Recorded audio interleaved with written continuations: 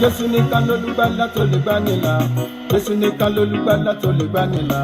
Jésù nìkan lolùgbàlà tó lè gbani là.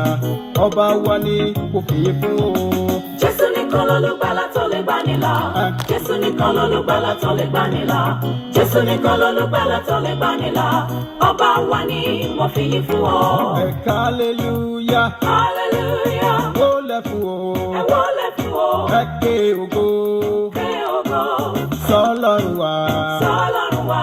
Jésù nìkan lolùgbàlà tó lè gbani là. Jésù nìkan lolùgbàlà tó lè gbani là. Jésù nìkan lolùgbàlà tó lè gbani là. Ọba wa ni mo fìyìn fún ọ. Ọlọ́run mi ìyanu ìyanu akakatirika akakatirika odi pẹ̀lú ògo alùpẹ̀mùdẹ̀mù wòmíwòmí olórí àríra òjijì ọlá rẹ̀ ìdíjìgòdìmú aláìníkẹ̀kún àhágbèrègèdè níbẹ̀ lóde ọ̀run alùgbàgbàgbà abalẹ̀ hamilẹ̀ abùkì amòkè agbára àlópin ògbòmùgbòmùgbòmù òkìkìtì ayé òkìkìtì ọ̀run òun nìkan ni aláyé alọ̀run òun nìkan ni alọ̀run gbàṣẹ ọba tí ń gbani ni ọba tí ń lani ni ọba tí ń rí ni ni ọba tí ń sọ́ni ni ọba tí ń kọ́ni ni ọba tí ń yéni ni alágbàgbé àwa olùpilẹ̀ṣẹ̀ òun láláṣẹ ẹ̀ka òdodo balógun ìgbàlà ọlọ́run mi àwọn kan ń wò ọ́ wọn ò mọ̀ pé wọ́n ni ojú wọn fọ́ wọ́n tẹ̀rí. Jésù olúwa wa. Bí a ṣe ń wọlé ẹ jẹ́ ká máa yin ọlọ́run lógo, ẹ jẹ́ ká máa gbé orúkọ rẹ̀ ga gẹ́gẹ́ bí a ṣe láǹfààní láti dúró fúngbà díẹ̀ fún àwọn bóyá bí ìṣẹ́jú méjì fún àwọn míì tó fẹ́ wọlé torí àwọn àdúrà tá a fẹ́ gbà lónìí ó jẹ́ àdúrà tó ní ìtumọ̀ púpọ̀ kò sẹ́ni tí ọkàn pátápátá ká máa yin ọlọ́run lógo. Olúwa mo dúpẹ́ fún ìwàláàyè rẹ nínú ayé mi. Olúwa mo dúpẹ́ fún ọwọ́ agbára rẹ tó fi ń gbà mí lọ́wọ́ ogun. Olúwa mo dúpẹ́ wípé o fi mí lẹ̀ ní èmi nìkan. Ẹ jẹ́ á máa yin ọlọ́run lógo, ẹ jẹ́ á máa gbéga. Tẹríba fún gi ọpọlọ wọn dàrú wọn bọlẹ̀ ilẹ̀ tó dá láráyé ń bọ ilẹ̀ ògùn wọn ṣebíṣẹ́ rẹ ni aráyé ṣìnà wọn fàjẹ́ ṣèyá wọn kò ṣó ṣe bàbá lọ́jọ́ ẹbọ pé kò ṣó mú wọn dájọ́ àjẹfẹ́dọ̀ síbẹ̀ lọ́jọ́ ogúndé wọn gbalẹ̀ aláwo onífàpẹ̀rán amúdàwọn àgbà lọ àpapín ìdáwó àṣepọ̀ ń ti múlẹ̀ lọ́jọ́ ogúndé mùsàdolúwa èmi mọ̀ ọ́ o ọlọ́run mi ṣé bí ìwọ ni olórí ogun ìwọ ni ọ̀kan ṣoṣo ìgbò olùpẹ̀rẹ̀mú olùpẹ̀mẹ́rin olùpẹ̀gẹ́dẹ́ ìwọ ló lọ́lá ìwọ ló níyì ògo àtọ́lá tìrẹ ní Jésù òun lọ́nà òun nìyé òun lolùgbàlà. Yorùbá gbàjọ́ wọn jó fún Jésù, àwọn Haúsá wọn gbàjọ́ wọn jó fún Jésù, ọmọ Ìgbò wọn gbàjọ́ wọn jó fún Jésù. Lọ́kùnrin lóbìnrin ẹ jẹ́ ká wólẹ̀, lọ́kùnrin lóbìnrin ẹ jẹ́ ká júbà Jésù. Ọkàn alààyè yóò máa yìn ọ́. Ọkàn alààyè yóò máa yìn ọ́. Olùmọ̀dúpẹ́ pé mo wà nínú wọn. Ọkàn alààyè yóò máa yìn ọ́. Torí pé o wà láàyè lónìí tí ọpẹ́ fún Ọlọ́run. Torí pé Ọlọ́run dá ẹ̀mí rẹ sí. Fi ọpẹ́ fún Ọlọ́run. Ọba tí ò jẹ́ kí iṣẹ́ ọwọ́ rẹ̀ kó bàjẹ́ nínú ayé mi àti ẹ. Kò lè bàjẹ́ o. Iṣẹ́ Olúwa kò lè bàjẹ́ o. Ọjọ́ mo ti ń rógun kò gbẹ́rí. Ọjọ́ mo ti ń rọ́ṣà kò máa gbẹ́. Ọjọ́ mo ti ń rọrùn kò já lulẹ̀. Iṣẹ́ Olúwa ni. Ṣíyabani rai. Ṣíyabani rai. Ubangiji masheto Ṣíyabani rai. Ṣíyabani rai. Ubangiji masheto Ṣíyabani rai. Ṣíyabani rai. Ṣíyabani rai. Ubangiji masheto Ṣíyabani rai. Inasamu in Yesu yadawo inasamu Yesu yadawo inasamu Yesu yadawo inasamu Yesu yadawo Uriachan akwe Uriachan Santa Fe Uriachan akwe Uriachan Santa Fe Inazamu Yesu yadawo Inazamu Yesu yadawo Àṣẹ wọlé yẹn ẹ jẹ́ ká máa yin Ọlọ́run lógo. Ọba tó fún èmi àti ẹni ìrètí ògo. Jésù yàdáwó. Uriachan akwe Uriachan Santa Fe. Níbo ló wà tí Jésù bá dé o? Níbo ló wà tí Jésù bá dé o? Níbo ló wà tí Jésù bá dé o? Níbo ló wà tí Jésù bá dé o? Ilé kan wà fún mi, ilé kan wà fún mi nínú ògo. Níbo ló wà tí Jésù bá dé o? Níbo ló wà tí Jésù bá dé o? Níbo ló wà tí Jésù bá dé o? Níbo ló wà tí Jésù bá dé o? Ilé kan wà fún mi, ilé kan wà fún mi nínú ògo. Ilé kan wà fún mi, ilé kan wà fún mi nínú ògo.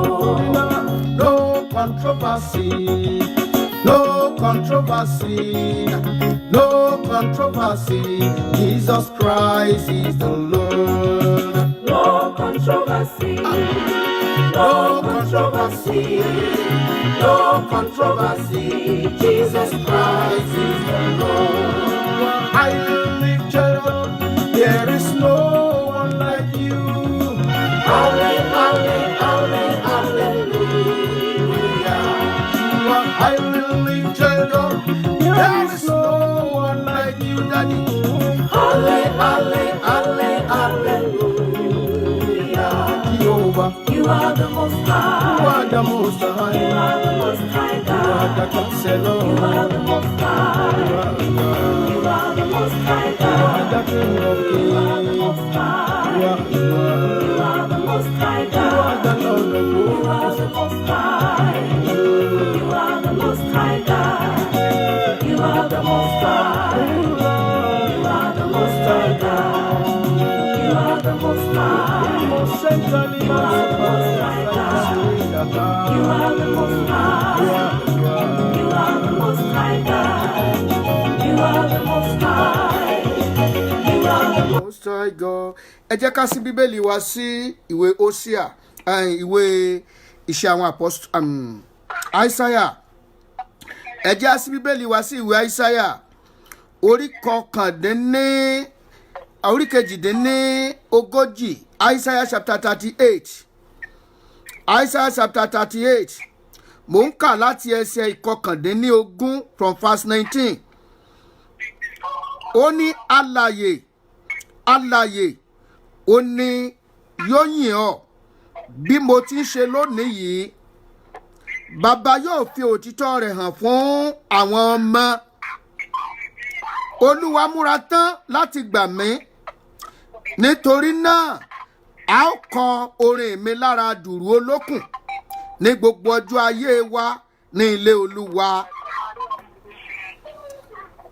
Ó ní alààyè ni ó máa yìn ín gẹ́gẹ́ bí èmi àti ẹ ti ń ṣe lónìí. Ó dá ó kọ orin mi lára dùrù olókùn ní gbogbo ọjọ́ ayé mi.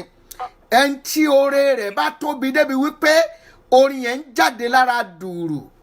Àwọn kan wà lẹ́nìí tẹ́ pé tẹ́ bá kọ orúkọ wọn sílẹ̀, tẹ́ bá kọ ẹ̀ nílò láti ẹ̀wá dictionary, bóyá ní èbó ni o, bóyá ní Yorùbá ni o, bóyá ní tẹ́tí ń kọ ní, tẹ́ bá kọ orúkọ wọn sílẹ̀, kò sí nǹkan kan tí ó sọ pé wrong, orúkọ wọn ni. Kódà kò jẹ́ lédè olóyìnbó, orúkọ wọn ti rẹ́gísítà ní ibi tí Ọlọ́run gbé wọn ga dé. Wàá wá yin Ọlọ́run lógo wípé mo wà láàyè nínú àwọn alààyè lónìí. Olúwa mo gbé ọ ga, mo dúpẹ́ fún ìwà láàyè rẹ láyé mi. Ọba tí ọ̀jẹ̀ ń kú síwájú ọjọ́ òní. Mo dúpẹ́ wípé a ó kọrin mi lára dùrù. Mo dúpẹ́ fún ìpolongo ògo rẹ nínú ayé mi. Máa yìn lógo, máa fi ọpẹ́ fún. Bíbélì wípé títóbi ni Olúwa, ó sì ní ìyìn púpọ̀ púpọ̀. Àwa má rídìí ní títóbi rẹ̀. Wàá ní Ọlọ́run àwa má rídìí o. Mo gbé orúkọ rẹ ga fún ìwàláàyè rẹ nínú ayé mi. Olúwa mo gbé ọ ga fún ìwàláàyè rẹ nínú ayé mi. Ẹyẹ jẹ́ sọ di àdúrà.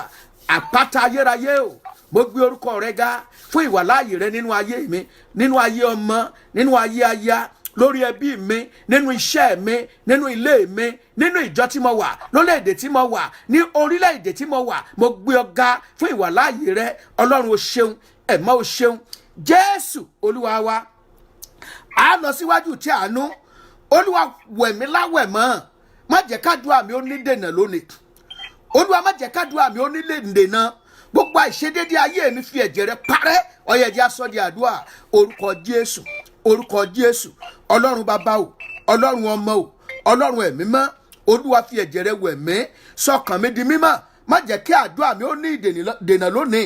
Olúwa má jẹ́ kádùá mi ó ní ìdènà. Ó yá ẹ máa bá Ọlọ́run sọ, ẹ máa sọ fún Ọlọ́run. Olúwa má jẹ́ kádùá mi ó ní ìdènà. Olúwa wẹ̀ mí láwẹ̀ mọ́, gbà mí lọ́wọ́ ẹ̀ṣẹ̀ gbogbo. Ṣàánú fún mi o. Ẹ̀jẹ̀ Jésù máa wẹ̀ mí mọ́, ẹ̀jẹ̀ Jésù máa wẹ̀ mí mọ́, ẹ̀jẹ̀ Jésù máa wẹ̀ mí mọ́. Jésù Olúwa wa. Gbogbo ẹ̀yin tí ẹ ń wò wá lórí Facebook, àwọn kan wà lórí prayer line báyìí, àwọn wà lórí aago, ẹ̀yin kan wò wá lórí Facebook. Facebook yẹn máa ń ṣe lẹ́ẹ̀kọ̀ọ̀kan, ó lè dé ìkóríta kan kó cut off nítorí pé ọ̀pọ̀lọpọ̀ nǹkan tó ń wọlé sí orí fọ́nrán tá à ń lò ni. Tó bá cut off, àtún tètè gbé padà kí ẹ̀yin náà kẹ́tún login. Kì í ṣe pé àmọ̀mọ̀ kọ́ tiẹ̀ ṣe ló máa ń cut automatically tó bá ti dé àwọn level kan. Olúwa ó bùkún fún wa o, torí mi ò fẹ́ kí ẹnikẹ́ni kó pàdánù ohunkóhun nínú àdúrà tòní. Ẹ jẹ́ ká lọ sínú ìwé Hósíà orí keje. Ìwé Hósíà orí keje, a ó ka ẹsẹ̀ ìkíní. Hósíà orí keje ẹsẹ̀ ìkíní.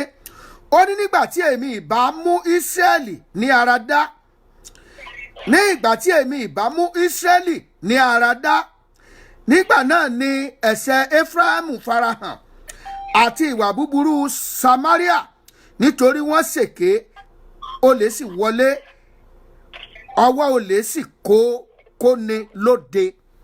Ọlọ́run nígbà tó ń bá ṣàánú fún Ísírẹ́lì, ìgbà náà ni ẹ̀ṣẹ̀ Éfráímù farahàn. Wọ́n wá gbàdúrà, ẹ̀ṣẹ̀ wo ló máa ń farahàn ní ìkóríta àṣeyọrí fún mi? Ẹ̀ṣẹ̀ àtijọ́ wo ni máa ń farahàn ní àkókò tí mo bá fẹ́ ní àṣeyọrí? Jésù fi ẹ̀jẹ̀ rẹ̀ parẹ́ lónìí. Ẹ̀ṣẹ̀ tí máa fọhùn ní àkókò tí ògo mi bá fẹ́ hàn dé, ẹ̀ṣẹ̀ tí máa fọhùn ní àkókò tó bá fẹ́ ṣàánú fún mi, Olúwa fi ẹ̀ṣẹ̀ náà fi òpin sí lónìí nípa ẹ̀jẹ̀ Jésù. Olúwa wẹ̀ mí láwẹ̀ mọ́, ẹ má sọ mí di mímọ́, ẹ̀jẹ̀ Jésù sọ mí di mímọ́. Ẹ jẹ́ á gbàdúrà yẹn. Orúkọ Jésù, orúkọ Jésù.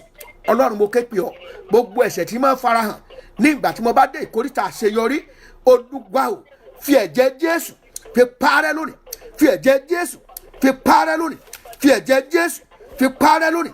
Ẹ̀ṣẹ̀ tí máa fọhùn ní ìgbà tí mo bá dé ìkóríta àṣeyọrí, ẹ̀ṣẹ̀ tí máa ṣe ìdíwọ́ ní ìgbà tí ìwọ Ọlọ́run bá fẹ́ ṣàánú mi, Olúwa o, fi ẹ̀jẹ̀ Jésù parẹ́ lónìí, fi ẹ̀jẹ̀ Jésù parẹ́ lónìí, fi ẹ̀jẹ̀ Jésù parẹ́ lónìí, fi ẹ̀jẹ̀ Jésù parẹ́ lónìí. Olúwa fi ẹ̀jẹ̀ Jésù parẹ́. Bóyá ẹ̀ṣẹ̀ ìdílé ni, bóyá ohun tí bàbá mi kan ti ṣe sẹ́yìn ni, ẹlòmíín wà bóyá bàbá rẹ̀ ní máa ṣe ìdíwọ́ ní ìkóríta àṣeyọrí. Olúwa fẹ̀jẹ̀ rẹ̀ parẹ́, fẹ̀jẹ̀ rẹ̀ parẹ́, fẹ̀jẹ̀ rẹ̀ parẹ́, fẹ̀jẹ̀ rẹ̀ parẹ́. Olúwa ṣàánú mi lónìí, Olúwa ṣàánú mi lónìí. Gbogbo ẹ̀ṣẹ̀ tí máa ṣe ìdíwọ́ ní ìkóríta àṣeyọrí fún mi, ní ìkóríta àlùyọ fún mi, ẹ̀jẹ̀ Jésù bá ń parẹ́, ẹ̀jẹ̀ Jésù bá ń parẹ́ ẹ̀jẹ̀ Jésù bá ń parẹ́ ẹ̀jẹ̀ Jésù máa parẹ́ máa parẹ́ máa parẹ́ máa parẹ́ gbogbo ẹ̀ṣẹ̀ àtijọ́ gbogbo ẹ̀ṣẹ̀ àtijọ́ èyí tó máa ń tó dúró dèmí ní ọjọ́ iwájú ẹ̀jẹ̀ Jésù máa mú kúò ẹ̀jẹ̀ Jésù máa mú kúò ẹ̀ṣẹ̀ àtijọ́ ẹ̀ṣẹ̀ tí baba láti ṣẹ̀ ẹ̀ṣẹ̀ tí ìyá láti ṣẹ̀ Olúwa èyí tí máa fọ̀ jáde ní àkókò tí ògo mi bá fẹ́ dé ní àkókò tí àjẹrò mi bá fẹ́ dé Olúwa fi ẹ̀jẹ̀ rẹ̀ parẹ́ Jésù Olúwa wa Jésù Olúwa wa ẹ jẹ́ kí a lọ sínú ìwé Jóòbù orí 20 ẹsẹ̀ 15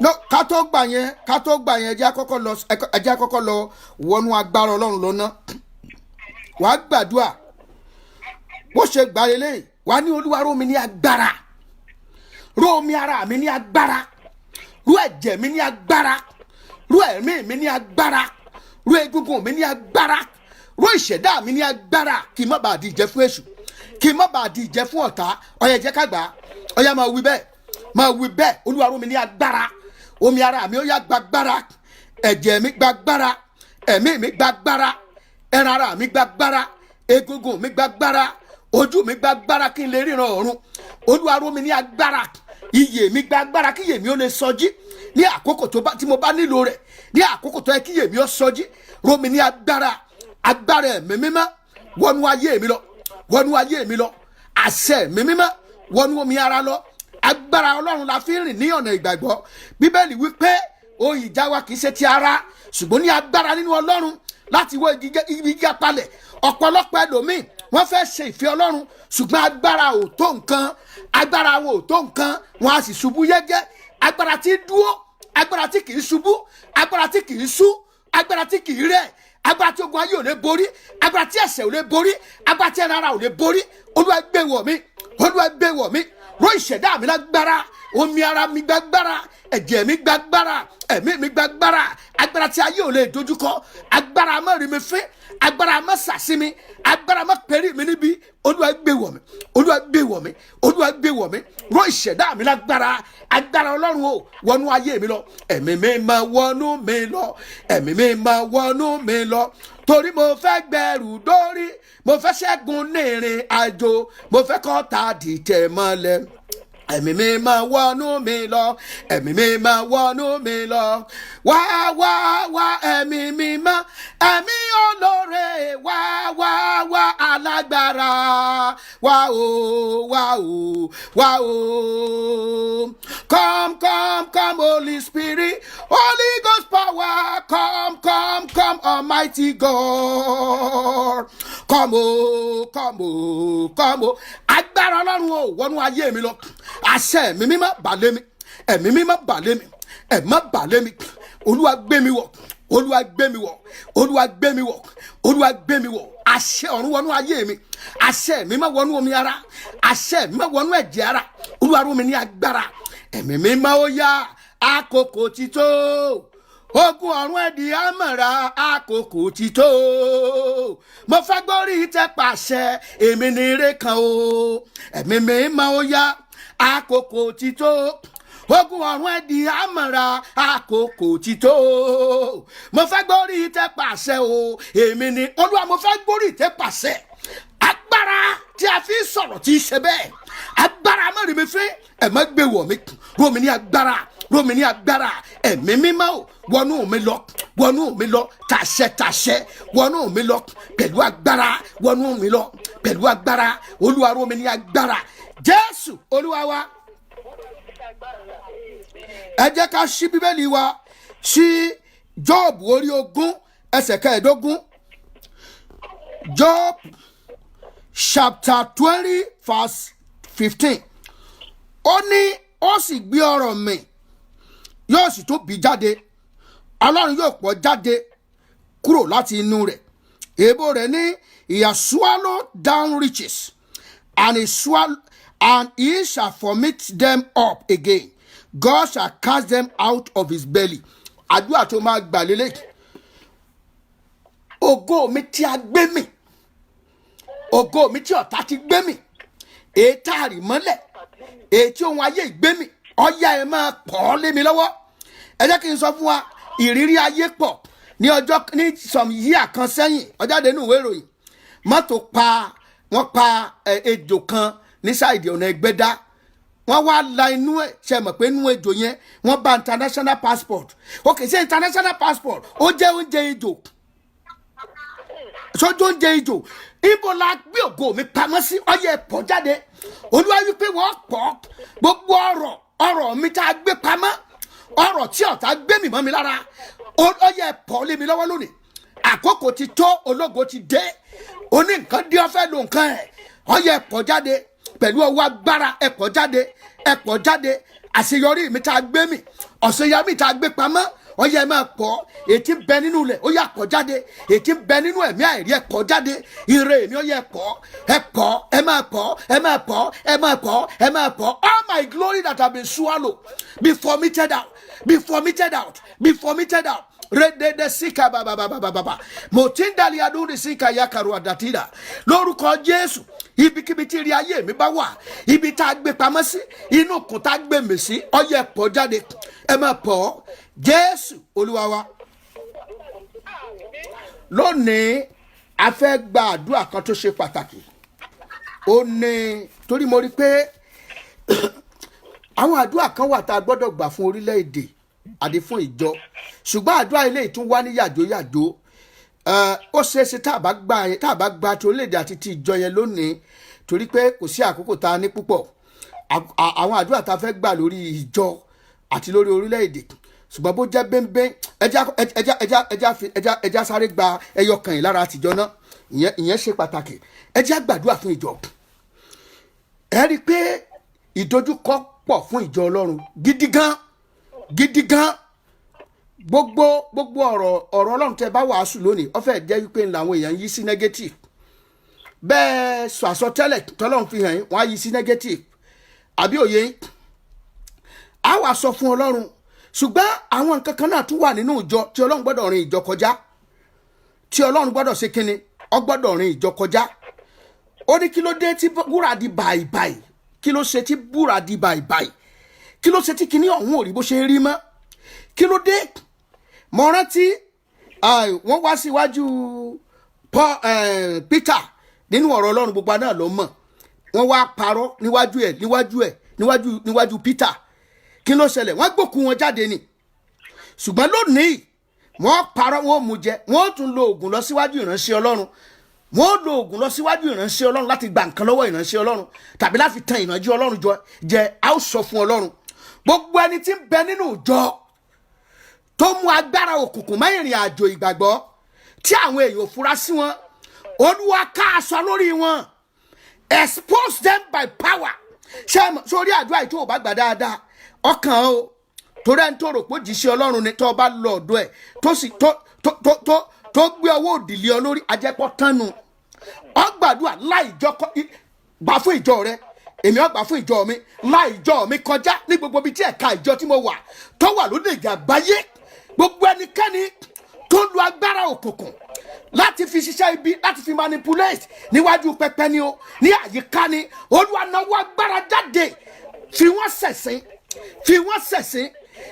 ṣẹ̀sín fọ ìjọmọ́ gbogbo ẹni tó lu agbára òkùnkùn tẹ́ ń lo ẹ̀mí àìrí láti fi manipulate níwájú pẹpẹ láti fi ṣe àṣegbé níwájú pẹpẹ láti fi ṣiṣẹ́ òkùnkùn níwájú pẹpẹ Olúwa la ìjọ tí mo wà gbogbo ibi tí ẹ̀ka ìjọ bá wà gbogbo ibi tá a ti ń pe orúkọ Kristi mọ́ tó jẹ́ wípé ohun tó lòdì sí Kristi ni wọ́n ń lò Olúwa bẹ̀ wọ́n wò pẹ̀lú ọwọ́ iná bẹ̀ wọ́n wò pẹ̀lú ọwọ́ ìbínú rẹ̀ Olúwa fà wọ́n ya kúrò níwájú pẹpẹ kó dìde àánú àwọn àyànfẹ́ jẹ́ kó sí ọ àwọn àyànfẹ́ la wá ń gbá mọ́lẹ̀ àwọn ẹni òkùnkùn wá gbàkóso inú ìjọ ọ̀pọ̀lọpọ̀ inú ìjọ tí ẹ ti rí àwọn ẹlẹ́mìí òkùnkùn ọmọ Ọlọ́run tó tọ́ wà ń bẹ̀ ṣùgbọ́n tí òye wọn tí wọ́n wà lábẹ́ ẹ̀mí òkùnkùn yẹn gbogbo àwọn ẹ̀mí burúkú ètò tí èṣù lè máa lò láti fi yí ìjọ láti ba ẹ̀rí ìjọ jẹ́ láti ba testimony ìjọ jẹ́ Holy Ghost fire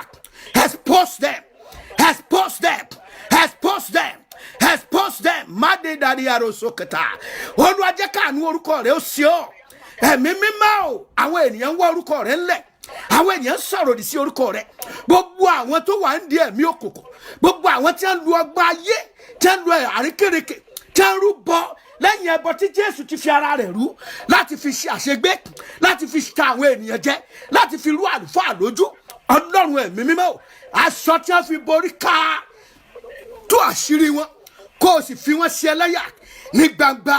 Náwó agbára jáde, náwó agbára jáde, náwó agbára jáde láwọn ìjọ kọjá, láwọn ìjọ kọjá. Fọ ìjọ mọ́, fọ ìjọ mọ́, fọ ìjọ mọ́, fọ ìjọ mọ́, fọ ìjọ mọ́, fọ ìjọ mọ́. Yìí káàtù lárí àmàkàsàgà yẹ kété di àròsàkàbà. Jésù Olúwa wa. O ẹyọ kan yẹn ó ṣe pàtàkì. Ṣẹ́ẹ̀rì tí Ákánì bá jáde kúrò ní ìjọ, ṣé ń gbọ́ mi? Ogun máa ṣẹ́ fún ìjọ. Ṣóyé yín? Tí Ákánì bá kúrò níwájú pẹpẹ, ogun máa ṣẹ́ fún ìjọ. Àwa gbàdúrà ẹyọ kan náà fún orílẹ̀-èdè wa, orílẹ̀-èdè Nàìjíríà. Ẹ rí wípé kàkà kí nǹkan yẹn ọ̀rọ̀ ìṣe ló ń le. Ẹyọ kan láàsì gbà náà torí pé àkókò wa orí kéréjà lónìí. Ta lẹni tí ń bẹ lórílẹ̀-èdè Nàìjíríà? Ta lẹni tí ń bẹ láyé tí ogun fi ń le fún Nàìjíríà? Ta lẹni tó wà láyé tí àyànmọ́ Nàìjíríà fi yí dànde? Ọlọ́run o, yọwọ́ àwọn kúrò láwo lónìí. Ṣáró ẹni bẹ́ẹ̀ lọ gbé ikú. Náwó agbára jáde tú orílẹ̀-èdè Nàìjíríà sílẹ̀. Àwọn wo ló di Nàìjíríà sínú ìgbèkùn tí èdè wa ò yíra wa mọ́? Tó wá di wípé ó dogun ó dọ̀tẹ̀ tí ò sí àlàáfíà mọ́. Ẹnìkan ò lè kùgìrì pé òun lọlé. Ta lẹni tó wà láyé tí ogun fi ń le fún Nàìjíríà?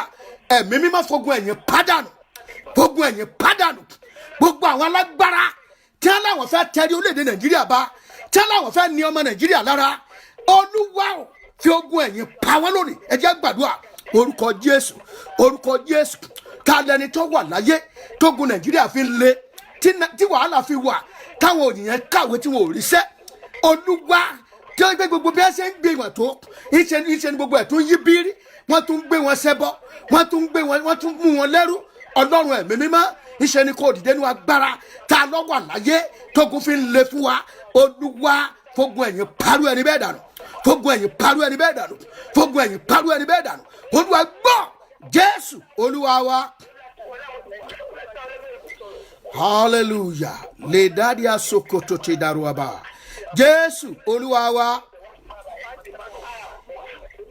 Jésù Olúwa wa. Nígbà tí àwọn tí ó bá ní ìlú lára, bẹ́ẹ̀ ni wípé nígbà tí àwọn tó bá ní ìlú lára tí wọ́n bá wà nílùú, ìlú yẹn ó sì máa gba ìnira sí ni. Ṣùgbọ́n ní gẹ́rẹ́ tí wọ́n bá lọ, àlàáfíà ó jọba. Sáà kan máa ń lọ, sáà kan máa ń dé.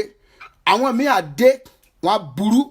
Àwọn míì sì wà tó jẹ́ wípé abẹ́nú ni wọ́n wà, tí wọ́n ń fínná sí Nàìjíríà, tí wọ́n fẹ́ pa orílẹ̀-èdè yẹn run. Ọlọ́run mọ tí ó ṣe nípa ti Nàìjíríà. Ẹ já fìyẹn sẹ́gbẹ́ kan, ẹ já lọ síbi tá à ń lọ lónìí. A fẹ́ gbàdúrà, a fẹ́ dojúkọ ogun tí máa jani látojú àlá. Ọ̀pọ̀lọpọ̀ ogun tó máa ń jà àwọn èèyàn jù láyé ojú àlá ló ti ń bẹ̀rẹ̀. Gbogbo nǹkan tí ó bá ṣẹlẹ̀ lójú ayé, ìtì máa ṣẹlẹ̀ nú ẹ̀mí. Tí ò bá yé yóò ti kọ́kọ́ ṣẹlẹ̀ nú ẹ̀mí náà. Bí ogun nú ẹ̀mí bá ṣe rí, ẹlòmíràn ti kọ́kọ́ mọ rí rẹ̀. Ó kọ́ mọ pé bó ló ń ṣe rí rẹ̀ yìí, akàndédé rí rẹ̀ hóhò lójú àlá. Akàndédé rí rẹ̀, ẹlòmíì oríṣiríṣi nǹkan ni ó bá rẹ̀, ẹlòmíì lè wà, kò sí nǹkan kan tó ṣe ó. Lákòókò tí tó sì wà lójú àlá yẹn, lákòókò tí àlá yẹn wá yẹn, kò sí nǹkan kan tó ṣe. Ó kàn lè lérí pé wọ́n kàn gúnyán fóun, wọ́n ro ọkà fóun, òun dẹ̀ ń gbádùn oúnjẹ yẹn lójú àlá. So ti yé nìyẹn. Ṣé rí, àlá jẹ́ ọ̀nà ìbánisọ̀rọ̀ àti àfihàn ohun tí ó ṣẹlẹ̀ nínú ayé ti ẹ̀mí, ohun tó ń ṣẹlẹ̀ nínú ayé tẹ̀mí. Ohun tí a máa àlá sí nìyẹn. Kò sí ẹni tí Ọlọ́run ò fi ìran àlá fún. Ó jẹ́ general gift tó yẹ pé ó jẹ́ ẹ̀bùn. Kì í ṣe kan pàtàkì, kì í ṣe kan lára àwọn ẹ̀bùn ẹ̀mí o. Tá bá ń sọ ni pé ká sọ nípa ẹ̀bùn ẹ̀mí.